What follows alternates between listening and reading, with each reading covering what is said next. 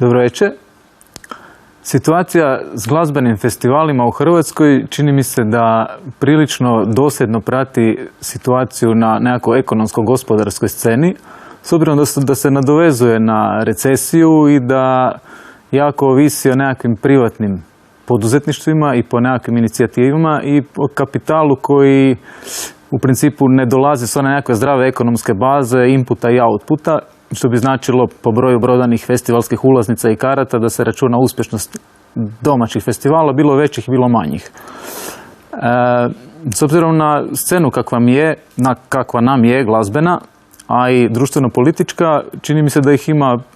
puno previše, pogotovo ljeti, pogotovo zadnjih godina od kad se dešava ova glazbena kolonizacija od strane Britanaca koja je divna i krasna. Međutim, čini mi se da i kapital, a i da izvođači i sve je zapravo jako outsiderski i da tu nekakva domaća infrastruktura nema puno niti prostora, niti mjesta.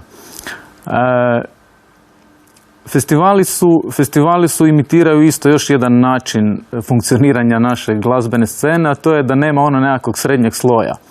Postoje ili neki veliki, u našim omjerima visokobudžetni, tipa In Music, i ugašeni Terraneo kakav je bio, i postoje recimo to C liga, mislim pritom da ih se medijski prati na daleko manji način nego bi možda zaslužili svojim programom i geostrateškim položajem, jer nisu u glavnom gradu ili nisu na ovim u morskim gradovima i tokom ljeta, tako da su malo dislocirani. Varaždinski Špancir Fest mi se čini kao role model jednog dobrog festivala koji pomiruje puno glazbenih stilova i čini mi se da dobro imitira ponudu svega što na ovim prostorima zapravo postoji.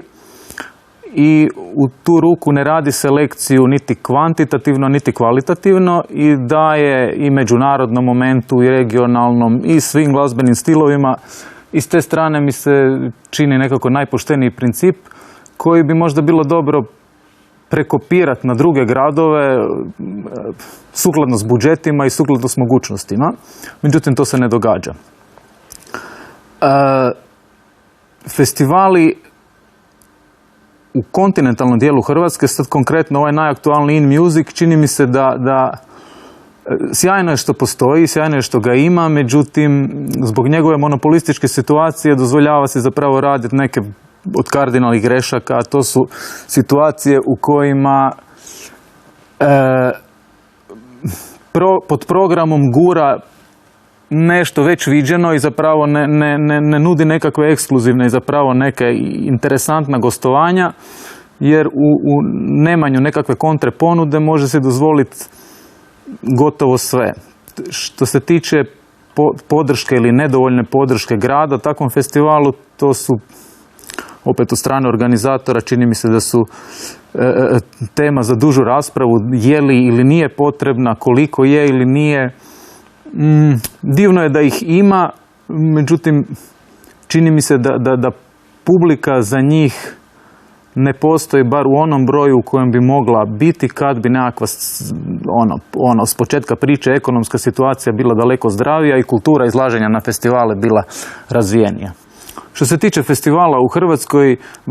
čini mi se da ih ima puno previše i da je dobro da ih ima i da u neku ruku, osim tog nekakvog pop-kulturnog i glazbenog segmenta, da doprinose, pogotovo ljeti, razvoju te turističke, s ove konzervativne strane gledano Sodome i Gomore, a s ove liberalnije ponude i ne samo za mlade i one koji se osjećaju mladima, već diferencijaciju neke klasične turističke ponude, tako da u principu što više to bolje, onog trena kad više neće biti interesa, tad će festivali propadat i tad će se gasiti i radit će se drugi krug i to je to.